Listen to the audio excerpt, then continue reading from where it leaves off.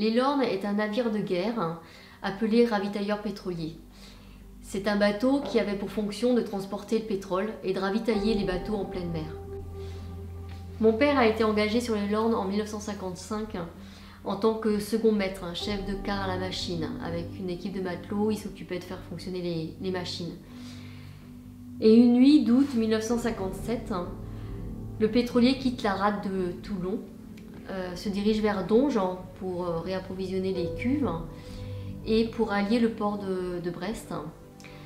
Et là, au large de la pointe du Raz, le commandant, qui était pressé d'arriver parce qu'il avait une fête de prévue ce soir-là à Brest, prend la décision non pas de contourner l'île de Sein, mais de passer par le Raz de Sein, c'est-à-dire le passage maritime entre l'île de Sein et la pointe du Raz, qui est un passage assez dangereux avec des courants très très forts.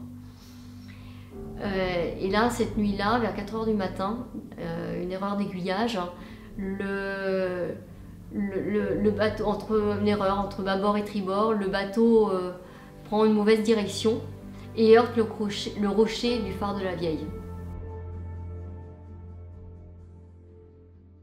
Ça réveille tout le monde, ça réveille le gardien de phare qui témoignera plus tard qu'il n'aura jamais vu l'étrave d'un bateau d'aussi près. Tout l'équipage est en alerte, remonte sur le pont. C'est un commandant second qui donne les ordres pour, en premier lieu, isoler les soutes de pétrole pour éviter un raz-de-marée. Et ensuite, les ordres sont donnés à mon père qui était de quart justement cette nuit-là dans la machine. Le premier ordre, ça a été justement de faire reculer le bateau. Et donc là, il a poussé les machines à fond pour déloger le bateau du rocher. Mais là, le risque, c'était aussi que comme les courants étaient très forts, c'est que l'arrière du bateau heurte à nouveau le rocher.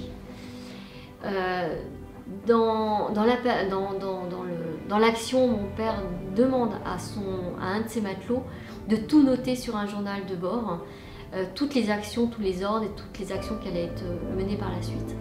Le commandant ordonne ensuite d'aller en avant tout ce que fait mon père et le bateau arrive à repartir et à s'éloigner du rocher du phare de la Vieille. Arrivé au port de Brest,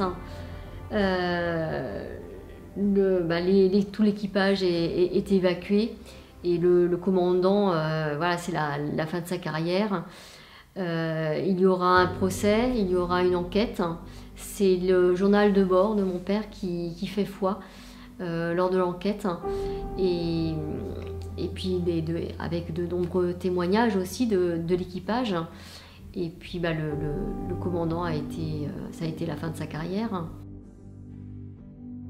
Et le bateau va terminer au cimetière des bateaux dans la baie d'Audierne. Il sera découpé plus tard en morceaux à l'arsenal de Brest. C'était l'été de l'année 1957.